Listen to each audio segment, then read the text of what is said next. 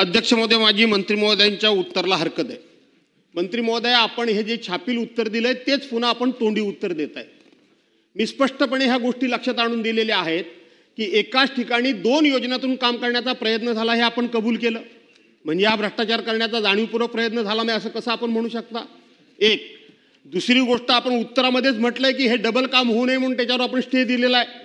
तिसरी गोष्ट, याचा वर्क ऑर्डर दिली 24/2/2024 रोजी आणि त्याची मुदत संपते 12/9/2024 रोजी. 9 महिन्याची मुदत संपते.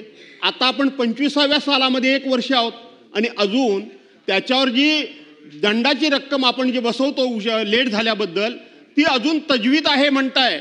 आणि म्हणून मंत्री महोदय, माननीय उपमुख्यमंत्री महोदय एकनाथराव शिंदे साहेब, आपण इथं बसलेले आहात.